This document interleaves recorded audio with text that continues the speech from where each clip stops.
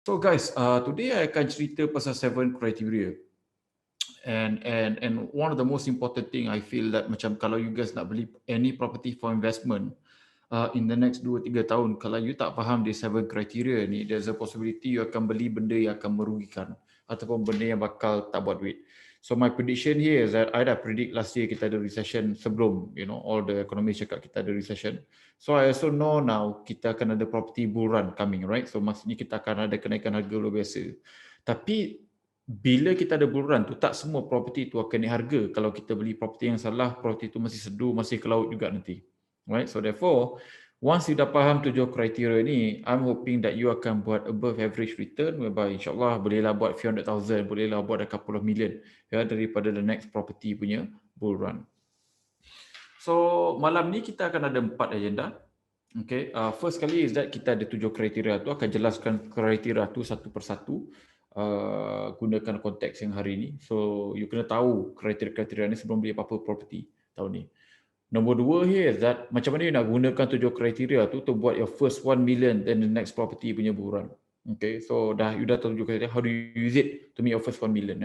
Nombor 3 here is that kenapa I rasa property buruan tu bakal berlaku, so akan tunjukkan bukti kenapa. And then last kali tu here is that kenapa sekarang ni kita dah ada lebih pada 4,000 orang yang nak join Far Capital punya community as a client, right? So yang ni untuk mereka yang nak explore macam mana nak jadi client Far Capital hari ni pada harga yang lebih murah daripada beli Coway, water filter.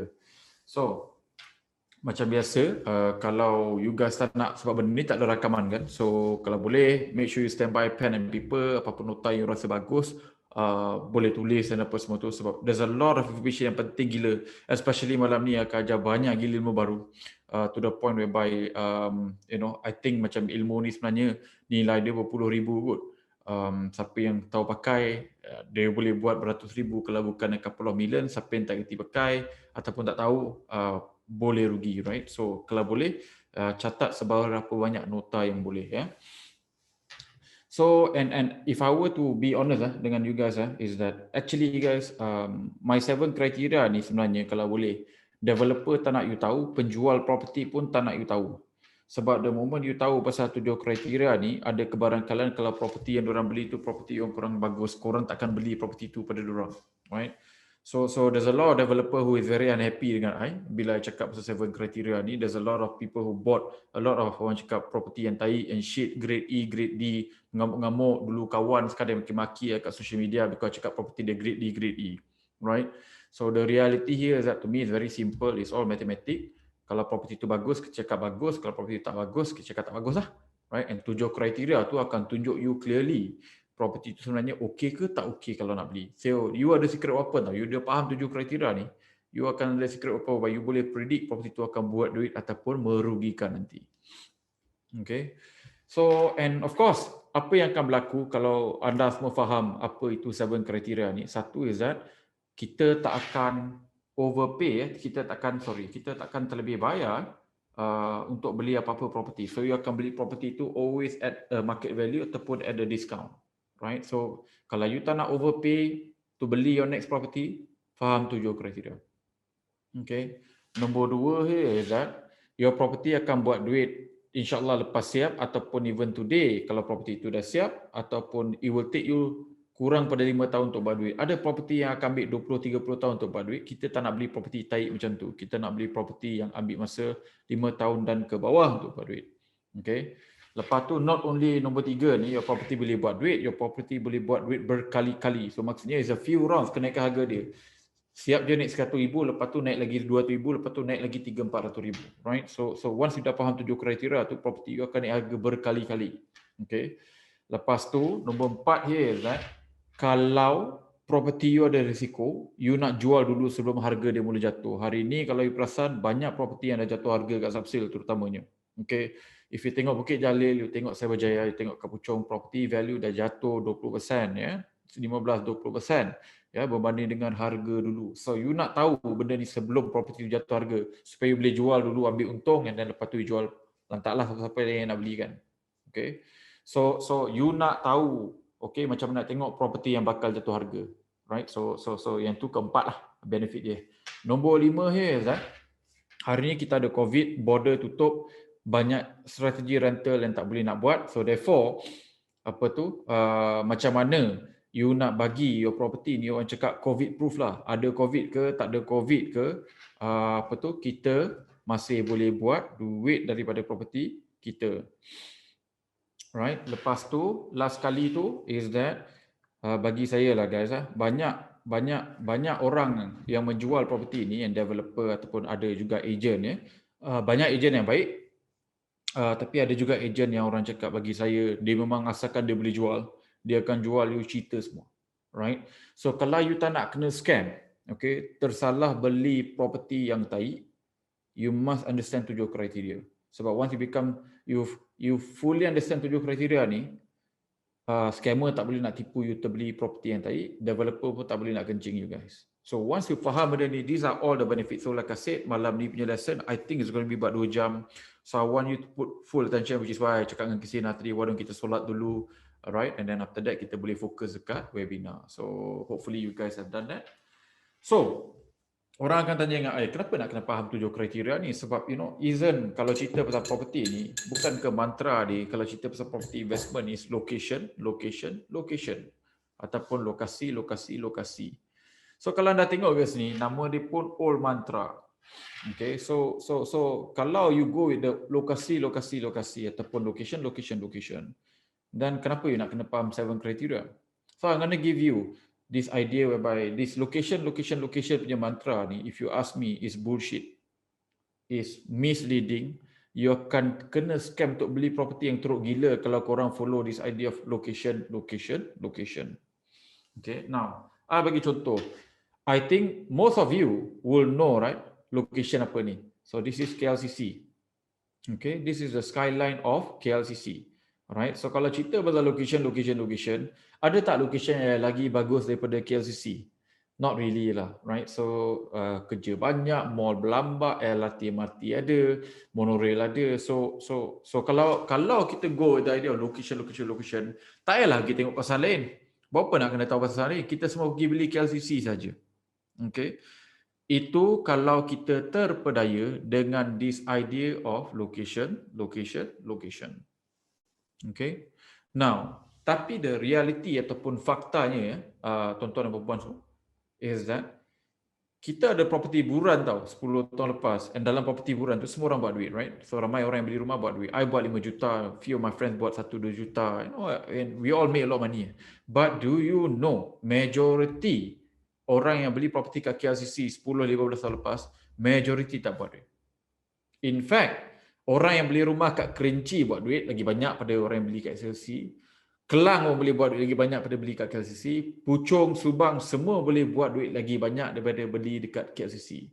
So kalau location, location, location tu betul, dan kenapa orang yang beli KLCC majoritinya rugi? I would say 90% rugi. Walau orang yang beli kat tempat yang tak berapa kelas ni, Kelang, Kerinci, Puchong, Subang, apa semua tu boleh buat duit. Okay, so very clear guys. Kalau location, location, location tu mantra yang betul, patutnya KLCC akan buat duit lagi banyak berbanding dengan kawasan-kawasan ni, tapi realitinya tidak. Okay, that's why I cakap 7 kriteria ni penting supaya you tak kena scam dengan location, location, location.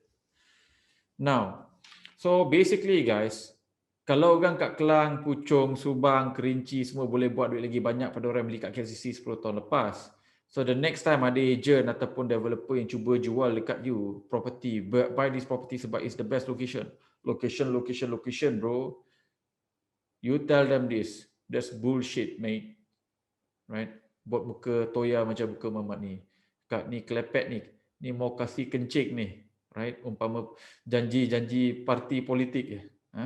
So guys, the next time someone cuba nak jual you property, lepas tu dia bila cakap mahal, dia jual kat you this idea of location, location, location bro, prime location memang mahal. Kau cakap dengan dia, ni bullshit. So you know already, someone who use this location, location, location punya mantra, confirm cuba nak scam you beli property yang mahal. Okay. So, what about kalau macam tu, kita just beli je property. Okay lah, Faizul cakap location, location, location, tak betul kan? So, apa kata kita beli je property yang confirm ada guarantee rental return? Okay. So kita panggil benda ni GRR ataupun guaranteed punya rental return. So why don't kita beli je property yang boleh bagi confirm 7%, 6% return ni. Ikut kata pemaju dia.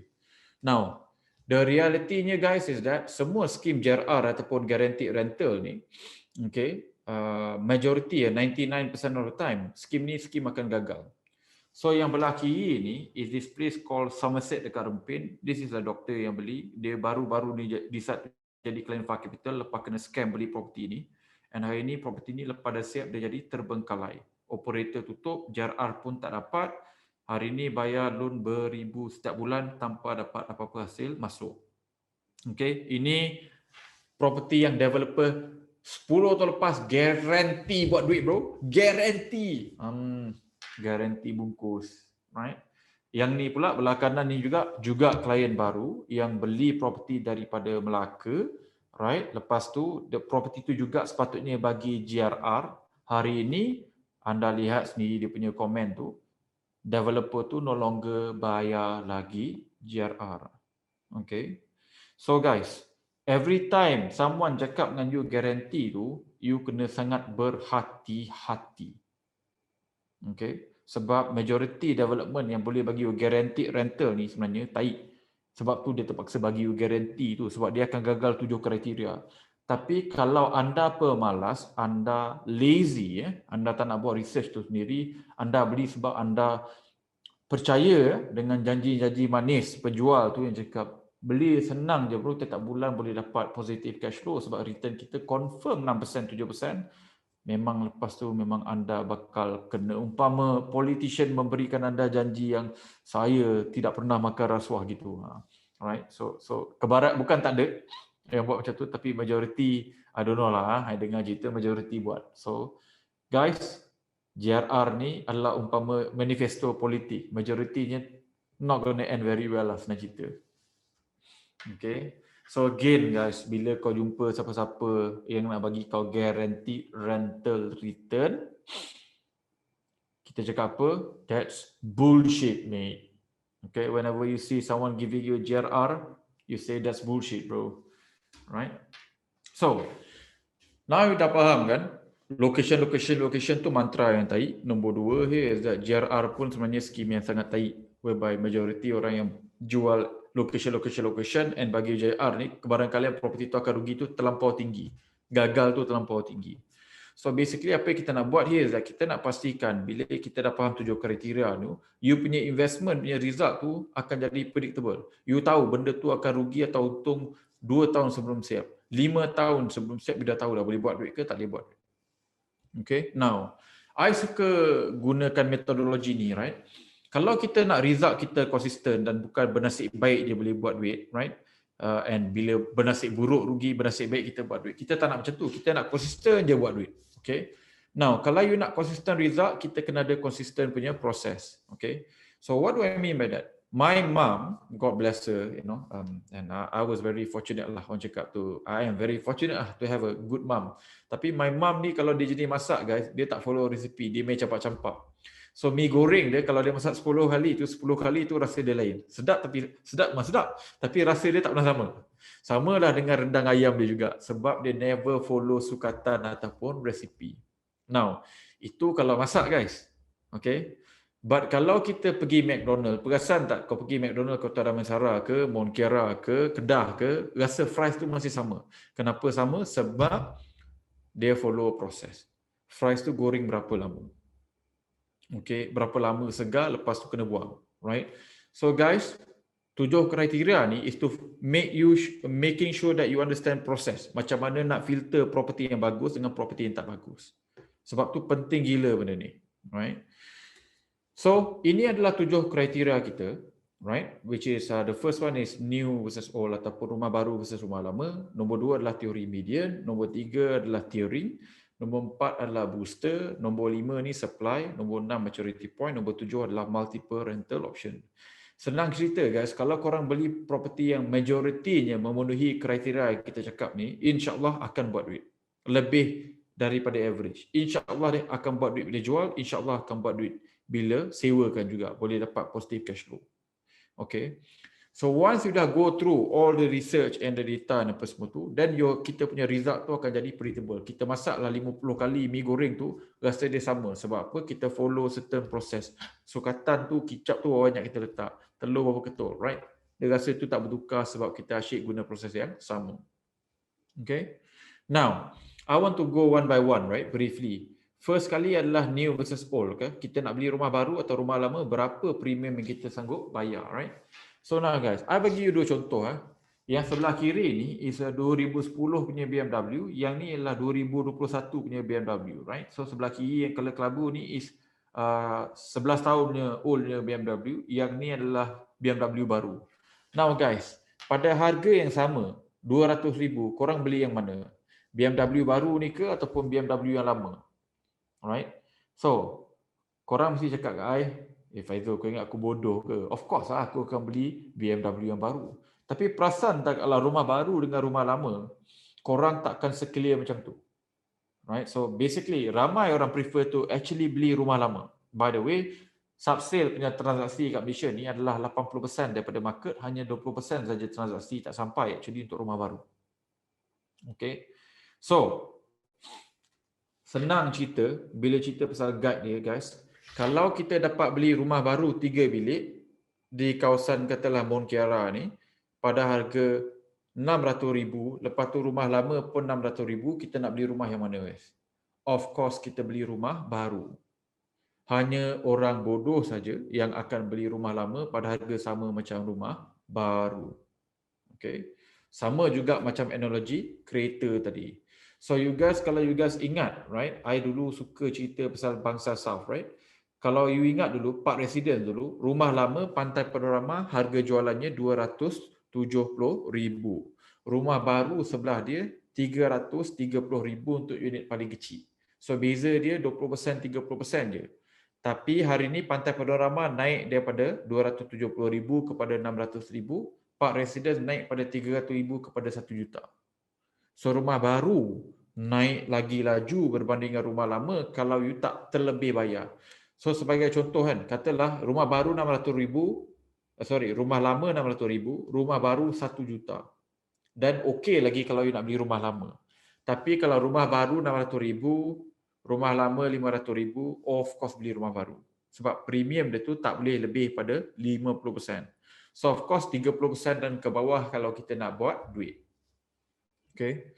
So if I were to bagi contoh, macam cakap tadi pada tahun 2009, Park Residence cuma 20% je lagi mahal berbanding dengan kondo lama yang namanya Pantai Panorama. Hari ini Park Residence nilai dia 1 juta, Pantai Panorama nilainya 600,000. So naik harga Pantai Panorama naik 2 kali ganda, but Park Residence naik lebih pada 3 kali ganda. Okay. So macam cakap tadi, kalau rumah baru tak berapa mahal sangat berbanding dengan rumah lama, kita always nak beli rumah baru. If the premium is less than 30%, you want to buy new property. Okay. So remember I talked about Park Residence and I also talked about in my past webinar, we have found the next Park Residence. The next Park Residence tu guys, kita beli tu pada harga 40% cheaper compared to rumah lama. So for example, in this particular case, dekat Publica ni kan, tengah jual pada 900 to about 1,000 per square foot. We are now buying at less than 700 ringgit per square foot. 2 bilik kat sini jual pada harga almost 1 million. We are trying to buy it at 500,000 sahaja. So we are buying at 50% discount versus rumah lama. So we're not only paying the same price guys, we are actually paying much cheaper compared to rumah lama. So that's why to me, this is the next Park Residence. Okay. So, that is the first rule tadi, new versus old. Now cerita-cerita pasal median pula. What is median? Median ni guys is basically is a middle price point or harga pertengahan. So berapa, kalau ada 100 orang beli rumah dekat kawasan tu ataupun negeri tu, yang tengah-tengah tu, what is the average of what people are willing to pay, right? Now, I'm sure you know already, kita ni ada overhang, ada banyak property baru yang tak terjual dekat Malaysia ni. Right, so we have a property overhang. We have a lot of unsold property dekat Malaysia. Okay, in fact kita ada record. Now, I want you to see Johor. Johor ada 73% of unsold property. Right, Johor ada kenaikan 73% of unsold punya property. right? So nak tahu kenapa property tu unsold dekat Johor? Sebab kalau anda tengok kat sini, median harga dekat Johor, purata orang Johor sanggup beli, harganya cuma 384,000. So let me repeat guys, harga purata hartanah, right, median harga kat Johor adalah 384,000. Bila kita tengok kat sini, stok hartanah tak terjual kat Johor, cuba teka berapa purata harga. Purata harga mereka adalah 800,000. So bayangkan, orang nak beli 384,000 secara purata. Itu demand kita. Tapi yang tak terjual 800,000. Memang padan muka pemaju tak terjual. Sebab tu saya cakap, pemaju sebenarnya tak mau korang tahu pasal 7 kriteria ni. Sebab nanti bila anda dah faham 7 kriteria, anda dah faham cara nak gunakan median harga, nanti anda tahu banyak projek yang pemaju tengah jual hari ni, harganya melebihi median. Tak masuk akal. Harga Yahudi. Right? So, hari ini kalau anda dah faham konsep median, anda takkan tertipu dengan apa-apa harga Yahudi. If you understand median, you will never overpay. Right? So, bila anda dah faham median ni, what is it? Right? Then you have to ask yourself this following question. Before you buy a next property ni, berapa median ataupun mean value of the property in that area? Okay? Berapa harga purata harga pertengahan? Right, of that property in that area, then only you can decide to buy. Okay, so in this particular case, okay, kalau kita tengok per square foot, harga lebih pada RM900 per square foot hari ini untuk kawasan yang ini, untuk kita punya next residence ni. Lepas tu price pula RM900,000. Hari ini kita tengah beli pada harga jauh kurang berbanding dengan median. Purata harga is RM900,000, unit paling murah kita tengah beli is RM450,000, paling mahal RM650,000. Separuh harga. Right? That's how powerful median. Once kita dah faham tu, is very clear which one is a good property, which one is a bad property. So macam ni, rumah baru tengah jual 1,000 per square foot, kita tengah beli pada harga 750 dan ke bawah. Ada yang tengah beli bawah pada 700 per square foot. Right? Ada yang tengah beli bawah pada 650 per square foot. Therefore, kita dah tahu for sure kita akan buat duit sebab apa? Purata pun dah tengah bayar 900 per square foot. 2 bilik kat sini 900,000. Kita tengah beli 450,000 dan ke bawah. So, bayangkan, right? So, our clients hari ini, like I said, very clear sebab dia dah faham konsep median. Dia dah tahu property apa yang selamat untuk dibeli, property apa yang tak selamat untuk dibeli. Okay, now kriteria ketiga adalah benda ni yang kita panggil sebagai area punya tier, right? So senang cerita, setiap kawasan dekat Malaysia ni kita boleh orang cakap bahagikan kepada beberapa tier, right? So kita ada tier 1, tier 2, tier 3, right? And of course kita ada tier 4 lah, yang tu cannot make it lah senang cerita, right? So senang cerita, tier 1 ni tier kawasan orang kaya sewa mahal. Sewa lebih RM5,000 tu biasa je. Okay, itu tier 1. Tier 2 ni adalah tier kawasan whereby orang lokal suka duduk kat sana. Right, so tier 1 ni apa? KLCC, Bukit Bintang, Mount Kiara, Hartamas, Damansara Heights, Bangsa South. These are all tier 1 punya location. Tier 2 adalah kawasan yang orang berada lokal. Orang lokal yang T20 suka beli kat sana. So apa? TTDI, tier 2. Damansara, tier 2. Puchong tier 2, Shah Alam tier 2, Bangi tier 2, right? Cyberjaya pun tier 2, right? So asalkan orang lokal tu berada sikit ataupun the middle 40 ataupun T20, dia akan suka duduk kat tier 2. Tier 3 ni kawasan yang jauh-jauh sikit, yang biasanya rumah landed tu masih RM500,000 tu masih boleh dapat. So Kelang tu tier 3, Rawang tu tier 3, Semenyih tu masih tier 3, right? So tu definisi kita punya tier. Okay, now orang akan rugi duit bila dia bayar harga dekat tier 3.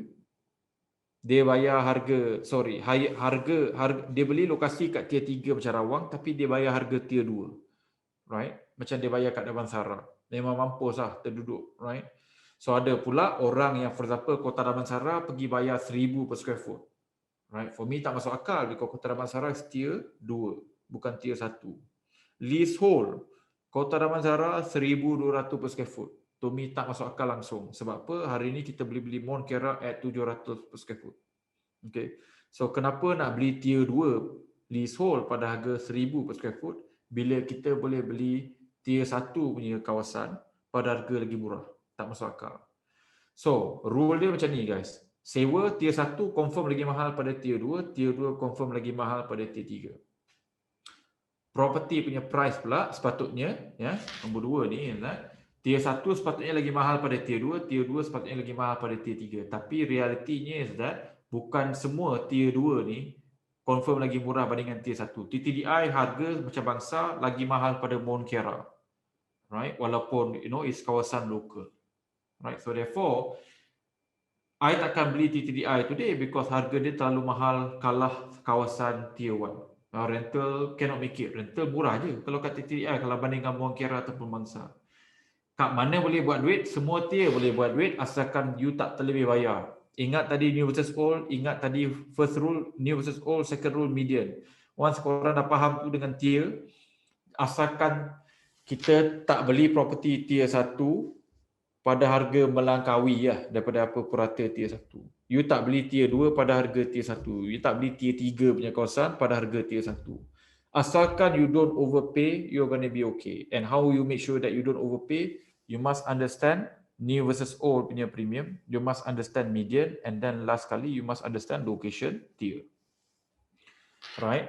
So, if I were to summarize, summary dia is that kita ada 3 tier.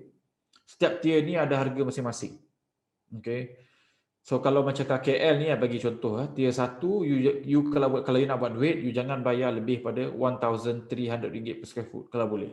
Okay, itu tier 1. Kalau tier 2 you jangan bayar lebih pada RM800 per square foot, RM700-800 per square foot. And tier 3 kalau boleh you jangan bayar lebih pada RM500 per square foot. Hari ni kita orang tengah beli kawasan tier 1 pada harga tier 2. Okay, so sebab tu kita orang memang confident gila kita akan dapat buat duit. And last kali ada kawasan juga yang dulunya tier 3 sekarang ni dah jadi tier 1. Kerinci for example, dulu kawasan ghetto, right? Hari ni dah jadi kawasan expat, dia dah lompat tier. So part residence tu yang kat Kerinci tu naik daripada 350,000 all the way to like 1 million. Because you ada jump tier, when you jump tier, you akan dapat above average punya returns. Okay. So like I said, kita ada 3 tier, tier 1, tier 2, tier 3. So if you want to know kita beli property tu bagus ke tak bagus, right? You kena compare, katalah you tengah beli ni kat tier 2 tu, you compare dengan semua tier 2, right? The Puchong, the Subang, the Ampang, the Kota Damansara, the Petaling Jaya. How cheap are you buying versus all the tier 2 punya location? Macam hari ni kita tengah beli kat tier 1, bila kita compare all tier 1 area, Damansara Heights, Mount Kiara, apa semua tu, we are now buying the cheapest. No one is buying cheaper compared to us and my client. So therefore, insyaAllah, I don't think it's going to be a problem for us to buat duit. Right? So yang nombor 4 pula adalah benda ni yang kita panggil booster. So booster ni guys, is cerita baru yang bakal menaikkan lagi demand harga rumah dan juga sewaan rumah. So lagi banyak booster, lagi tinggi kenaikan harga. Okay, now but first you jangan terlebih bayar lah. Kalau you dah terlebih bayar harga Yahudi untuk beli, katalah you beli kat Subang, you bayar 1,000 per square foot. Kalau letaklah booster 50 pun susah nak buat duit. Right? Sebab you dah terlebih bayar, you overpaid. The moment you overpay, game over. You akan rugi. Okay? So, apakah booster? Booster basically lagi banyak, lagi bagus. Kita ada 3 jenis booster, which is infrastructure, macam highway, LRT, MRT, public transportation. Kita ada commercial, mall, retail, hotel. Lepas tu kita juga ada population. Apa benda yang akan menyebabkan orang datang situ? Office, university dengan international new school. Okay. So for example, inilah kawasan yang naik daripada tier 3 kepada tier 1 sebab booster. So dulu Bangsa South ni tak ada mall. Hari ini ada 3. 10 tahun lepas there's no mall dekat Bangsa South. Today we have 3 within walking distance kat Bangsa South. Dulu tak ada offices langsung kat Bangsa South ni. Hari ni kita ada more than 10 office tower, more than 10,000 pekerjaan yang dicipta kat kawasan tu. So bila ada banyak mall, ada banyak pekerjaan dicipta kat kawasan tu, apa akan berlaku kat rumah kat sekeliling? Naik harga sebab demand jadi naik. Ada new highway accessibility. Okay, commercial pun naik, ada hotel. So therefore, sebab Bangsa South ada one of the most booster in Malaysia punya kawasan ni in the last 10 tahun tu, therefore dia dapat kenaikan harga way above average berbanding dengan kawasan lain. Right? So, Golden rule dia adalah lagi banyak booster you ada, the better. Tapi you jangan overpay. You takkan overpay kalau you faham konsep mean, median, you faham konsep new versus old, and you akan faham konsep tiering. So the moment you understand tiga konsep ni, you takkan overpay. Dan lepas tu apa yang bakal naik harga? Booster. Lepas tu last kali kena faham bukan semua benda akan jadi booster. Contoh sebagai contoh bus stop bukan booster. Walaupun dia memudahkan. Ada bus stop tu bukan booster. Terutamanya kalau you dah beli rumah pada harga lebih pada RM500 per square foot. So bus stop tu dah bukan jadi booster dah. Right? So, yang ni pula, yang benda yang kita orang tengah sibuk beli hari ni, bila kita cerita pasal booster, kan? And kenapa dia cakap next part residence kan? So, satu, dia akan ada MRT boleh jalan kaki. Nombor dua, dia akan ada lebih pada 5 office tower. Minimum 5. InsyaAllah akan ada hampir 10. Hotel dengan mall juga, semua boleh jalan kaki. Lepas tu, dia akan ada lebih pada 5,000 peluang pekerjaan bakal dicipta all within walking distance, boleh jalan kaki. And then dia akan juga ada highway accessibility. So guys, ada MRT, ada new offices, ada hotel, ada mall, ada new jobs, lepas tu ada bertambah punya highway accessibility. So therefore, not only we're going to make money today, tapi bila booster ni makin lama makin siap, harga rumah dan harga sewa akan makin lama makin naik. Okay. Now yang nombor 5 pula adalah supply. So guys, this basic supply dengan demand. So macam sekarang ni tengah musim durian. So bila durian tu tengah banyak, bolehlah beli musang king sekilo isi saja pada harga RM120 tu RM150. Bila time tengah tak ada supply, 200-300 pun boleh charge, right? Sebab supply sikit, harga ni mahal. So senang cerita, kalau anda beli kawasan yang terlampau banyak supply property, harga akan jatuh, sewa akan bakal jatuh. Okay, so ni bagi contoh, right? So kalau Cyberjaya dengan Bukit Jalil dengan KLCC hari ni, okay, sewa dah makin jatuh. Kenapa? Sebab supply terlampau banyak. Now, kenapa KLCC tak buat duit in the last 10 years? Sebab supply terlampau banyak. Terlalu banyak supply yang tak masuk akal. And bukan supply unit kecil, tapi supply unit besar-besar. Alright, so therefore, bila terlampau banyak supply, orang kena bersaing untuk dapatkan tenant. Unit kecil yang sepatutnya kat KLCC tu banyak, tapi yang tu tak cukup supply. Okay, so yang tu doing well. Saya pun ada beberapa studio unit kat sana, alhamdulillah doing well, tak jatuh harga lagi. Tapi yang mana unit besar 2,000, 3,000 square foot tu memang menangis owner dia. Okay, so Bukit Jalil dulu studio boleh dapat sampai 1,500, 1,800, hari ni tak sampai 1,000. Sebab apa? Supply dah naik. Dulu 3 bilik kat Bukit Jalil boleh dapat 3,000, 3,500, hari ni 2,500. Sebab apa? Supply terlampau banyak. So macam Mont Kiara pula ni, yang dekat Aquaris ni dengan Mont Kiara 22 ni, harga makin naik sebab apa? Supply rumah baru kat Mont Kiara ni tak banyak. Okay, so senang cerita guys, bila demand okay, supply makin naik, harga akan jatuh. But bila supply berbanding dengan demand kan, katalah demand banyak ni, supply kita kurang, harga akan naik. This is the basic concept of supply and demand. Okay, so basically macam saya cakap tadi, Cyber dengan Bukit Jalil apa semua tu, diorang ni supply terlampau banyak berbanding dengan peluang pekerjaan dicipta. Okay, kalau bandingkan KLCC dengan Mont Kiara, whereby supply memang ada, tapi juga ada banyak peluang pekerjaan. Seorang memang nak duduk kat situ. Right, so basically, you nak kena tengok supply tu oversupply ataupun tidak berbanding dengan nombor satu, banyak tak orang yang nak duduk sendiri untuk duduk rumah, beli rumah tu. Nombor dua is that berapa banyak peluang pekerjaan yang bakal dicipta dalam 5-10 km radius. Right, so kalau banyak peluang pekerjaan, okay, supply banyak pun tak ada masalah.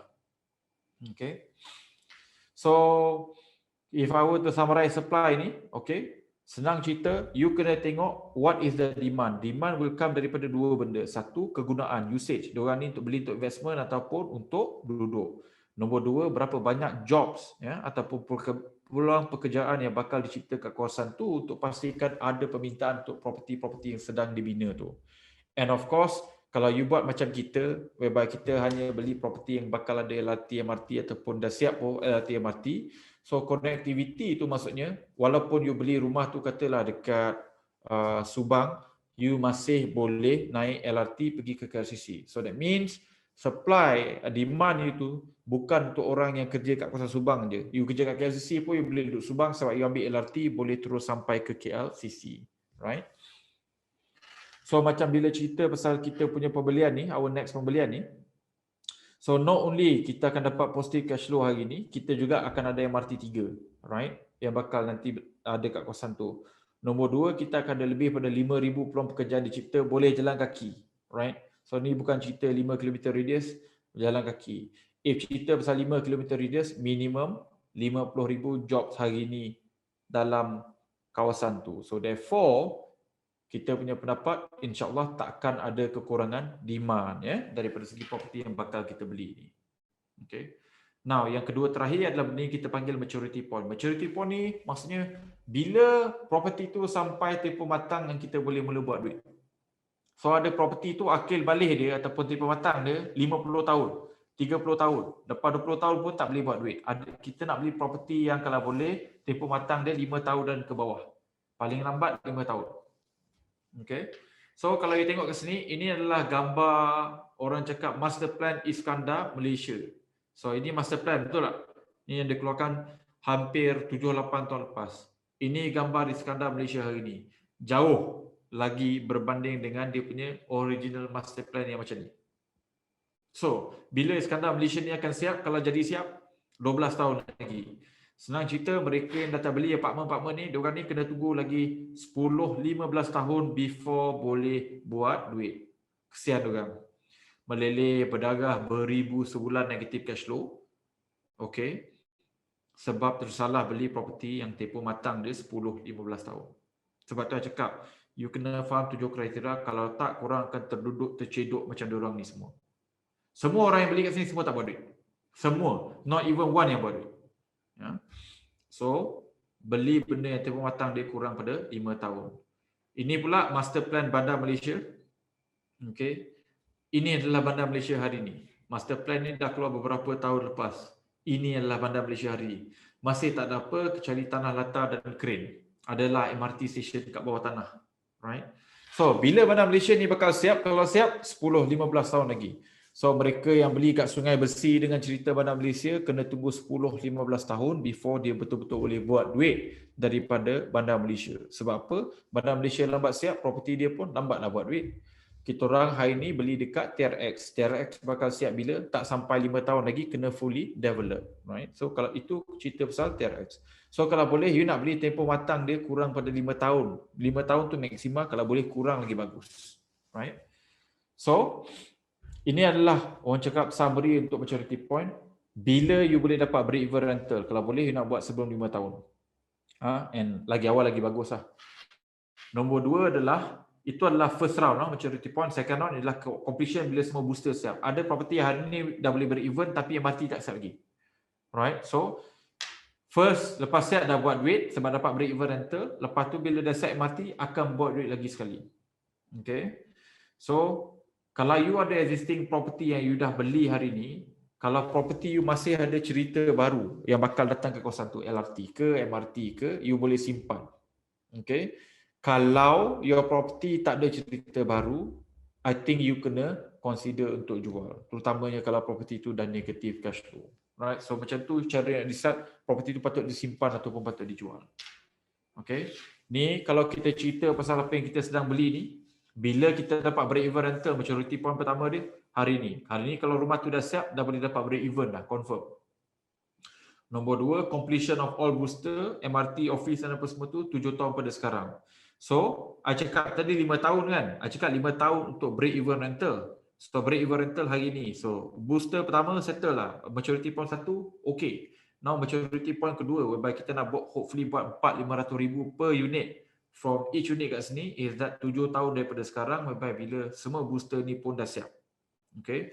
So kita akan buat duit 3 kali. First round bila rumah tu dah siap sebab cash flow positif kita orang lebih daripada 1,000. Nombor 2 is that bila office ni dah siap, boleh jalan kaki pergi office. Right. So again, permintaan tu akan naik. Nombor 3 is that bila MRT 3 tu dah siap, that one will be estimated 6 hingga 7 tahun daripada tahun ini. So kita insya-Allah boleh buat duit 3 kali. Sebab apa? Booster kita terlampau banyak dan akan ambil masa untuk siap. So tu kelebihan beli property yang banyak booster. Right? Now last kali of the 7 criteria guys is multiple rental option. Ya, kepelbagian sewa. Now, ingat tak tadi properti satu yang terbengkalai ni, right? Sebab beberapa tahun dilancarkan, siap, lepas tu dia jadi terbengkalai, ditutup sebab tak ada bisnes. Yang ni pula yang dekat Melaka tu. Now, ini adalah properti yang bergantung harap kepada satu industri saja and hanya ada satu saja profile tenant, which is mereka yang sedang melancong either ke Melaka ataupun dekat Rompin. So, bila pelancongan tak jadi, properti itu juga mati. Okay, macam hari ni COVID, boleh tak berentas negeri? Tak boleh. So, apa akan jadi properti kat Melaka yang hotel base ataupun JRR base? Koyak. Okay. So guys, kalau you punya property tu hanya boleh bergantung kepada satu profile tenant saja, which is either pelancong kat Genting ke, or you beli sebelah college ke, dekat Bangi ke, and itu je you punya tenant punya orang cakap profile yang akan duduk situ, you akan mati sebab kalau college tu tutup, property you mati. Kalau resort ataupun katalah pantai tu tercemar, property you akan mati sebab tak ada orang pergi pantai tu dah. Macam kat PD hari ni, right? Or kalau contoh Genting ada tanah runtuh yang kena tutup setahun, property kita juga akan mati sebab apa? Orang yang pergi sana tu tak boleh nak pergi sana sebab tanah runtuh. Faham tak? Okay. So, bila anda jumpa siapa-siapa cuba jual property kat anda, right, dengan guaranteed rental return ataupun hari ni sekarang ni dia dah tukar cara lain juga, dia tunjuk Airbnb. Kalau kita buat sewa per night, oh ini kita punya return bro. Macam to the moon, okay, power return. Anda lari jauh-jauh, okay, because that is pure bullshit. The only reason dia tunjuk Airbnb tu sebab dia tahu sewa cara normal tu confirm koyak, confirm takkan buat duit, confirm rugi. Okay, that's why dia kena tunjuk Airbnb punya rental. That's why kena bagi guaranteed rental return. Okay, now guys, kita ada 8 jenis rental option. Satu here is that kita kena target pelbagai segmen. You kena cari local dan expat. You boleh sewakan short, medium to long term. You boleh buat single tenant, maksudnya satu rumah tu satu orang je sewa. Or you boleh buat sewa per bilik, per head. Airbnb, which today gone case sebab COVID, and last kali yang paling baru co-living, right?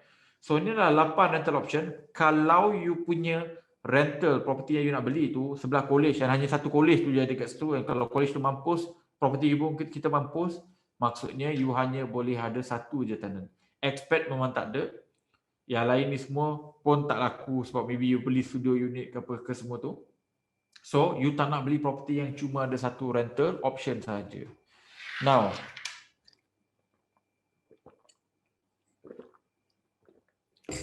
kalau your property hanya ada satu saja cara untuk sewakan, property itu adalah property yang berisiko tinggi.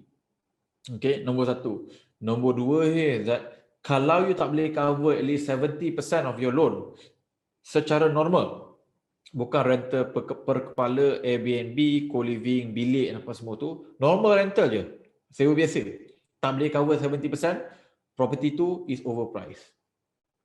Okay. Now, yang ni cerita pasal pembelian yang bakal kita nak beli tu sebab nak gunakan sebagai contoh, anda boleh tengok sendiri. Hari ni kalau kita nak sewakan kepada single boleh, family boleh, professional boleh. Sebab apa? Memang dah ada kat dalam kawasan tu. Kawasan yang kita orang beli ni kawasan tier 1, jadi ada local dan juga ada expat. Okay, good.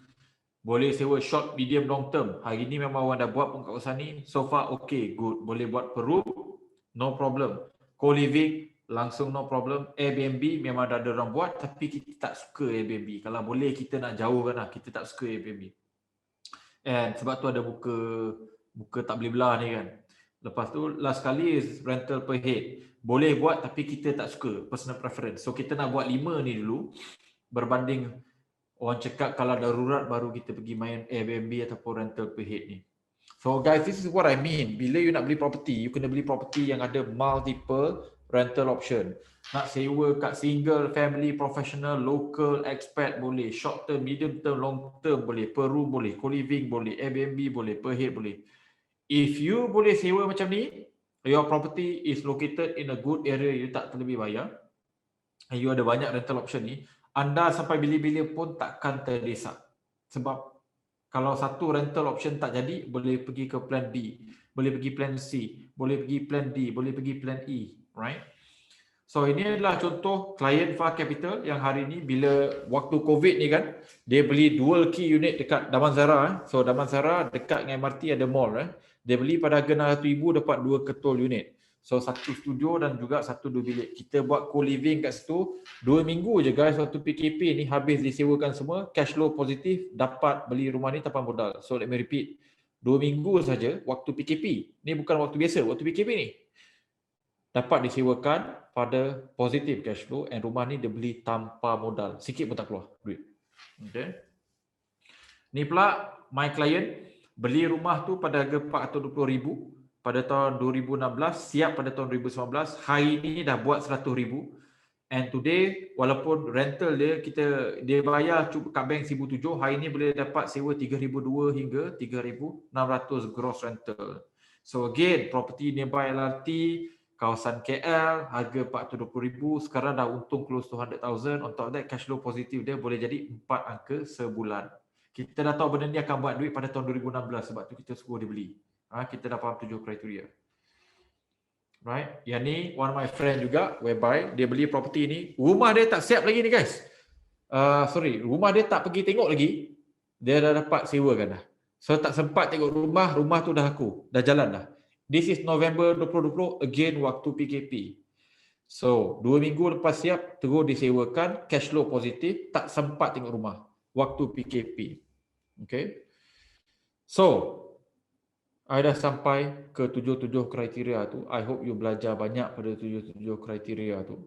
So senang cerita, macam saya cakap tadi guys, ada sebab kenapa banyak penjual jahat ataupun developer yang tak mahu anda tahu pasal 7 kriteria ni. Sebab once you dah faham pasal 7 kriteria, anda you will never overpay a property and you will also never lose money.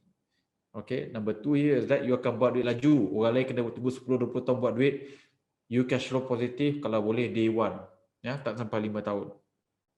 Nombor 3, you buat duit berkali-kali.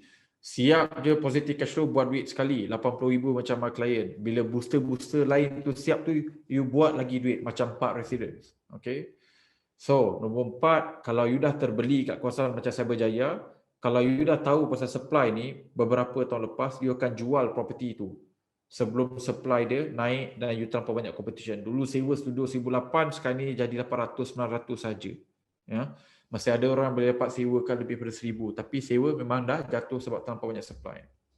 Nombor 5, walaupun kita ada recession macam COVID, okay, walaupun kita ada kegawatan ekonomi hari ni, economic recession, my client still boleh dapat cash flow positif, property masih ada demand. Okay, ni apa yang akan berlaku bila you ada 7 criteria. Last sekali, no one can scam you into buying a bad property anymore once you dah faham 7 kriteria.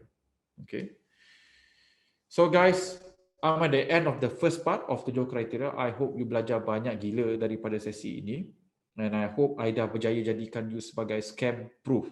So tak ada orang boleh scam you untuk beli a bad property. So always remember guys, untuk buat duit dalam ekonomi baru ni, okay, capital atau usaha tu tak berapa penting berbanding dengan knowledge. So once you dah ada ilmu yang cukup, you dah boleh defend daripada tersalah beli property yang salah.